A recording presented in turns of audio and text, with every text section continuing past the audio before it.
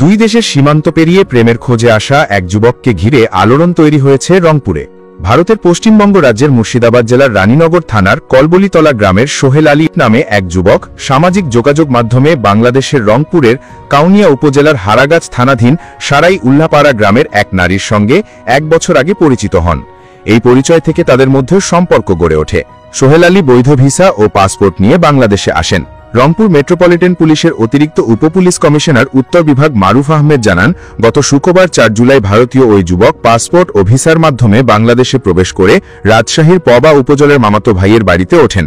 পরে শনিবার রাতে প্রেমিকার বাড়িতে আসেন। স্থানীয় লোকজন বিষয়টি বুঝতে পেরে সেনাবাহিনীকে জানান। সেনাবাহিনী রাতেই ওই নারীকে জিজ্ঞাসাবাদ করে এবং ভারতীয় নাগরিক সোহেলকে আটক করে।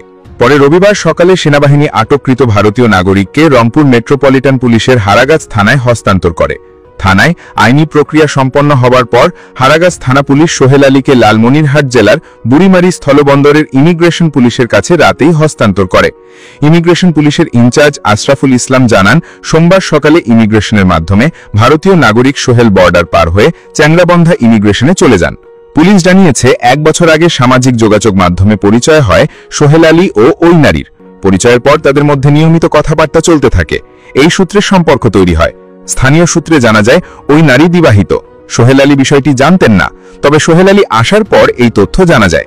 স্থানীয়রা জানান, ভারতীয় যুবক সোহেল আলী শনিবার রাতে হারাগাছের সারাই উল্লাপাড়া গ্রামে ওই নারীর বাড়িতে আসেন। স্থানীয়রা বিষয়টি টের পেয়ে সেনাবাহিনীকে খবর দেন। পরে সেনাবাহিনী রাতেই ঘটনাস্থলে গিয়ে তাকে আটক করে। পুলিশ জানিয়েছে, সোহেল আলী বৈধ ভিসা ও পাসপোর্ট নিয়ে বাংলাদেশে প্রবেশ করেছিলেন। আইনি প্রক্রিয়া শেষে তাকে নিজ দেশে ফেরত পাঠানো হয়েছে। রংপুর মেট্রোপলিটন পুলিশের হারাগাছ থানার কর্মকর্তারা জানান, ভারতীয় নাগরিক সোহেল আলী বাংলাদেশে ঢোকার সময় পাসপোর্টে যথাযথ সিল ছিল। আটক হওয়ার পর আইনি প্রক্রিয়া অনুসরণ করে তাকে ইমিগ্রেশনে পাঠানো হয়। সেখানে আনুষ্ঠানিকতা শেষ করে তাকে ভারতীয় ইমিগ্রেশনে হস্তান্তর করা হয়। ইমিগ্রেশন পুলিশ জানিয়েছে, সোমবার সকালে বুড়িমারি স্থলবন্দর দিয়ে ভারতে প্রবেশ করেছেন। তাকে চ্যাংরাবন্ধা ইমিগ্রেশনে হস্তান্তর করা হয়।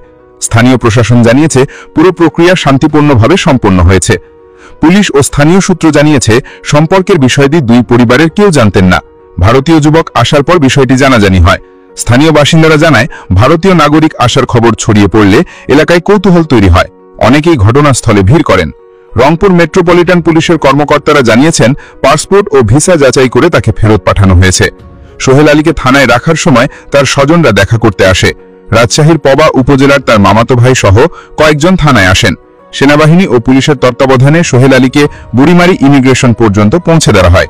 বুড়িমারি ইমিগ্রেশন পুলিশের ইনচার্জ আশরাফুল ইসলাম জানান, সোমবার সকালে তাকে চ্যাংরাবন্ধা ইমিগ্রেশনে হস্তান্তর করা হয়েছে। ভারতের ইমিগ্রেশন কর্তৃপক্ষ তাকে গ্রহণ করেছে। এ ঘটনার পর এলাকায় আলোচনা চলছে। স্থানীয়রা জানায়, অনলাইনে সম্পর্ক থেকে এই ধরনের ঘটনা আগে শোনা গেলেও সরাসরি তাদের এলাকায় এই প্রথম ঘটল। বিষয়টি নিয়ে এলাকায় নানা আলোচনা হচ্ছে। পুলিশ জানিয়েছে, আইন অনুযায়ী প্রয়োজনীয় ব্যবস্থা নেওয়া হয়েছে। ভারতীয় যুবক দেশে ফেরত গিয়েছেন।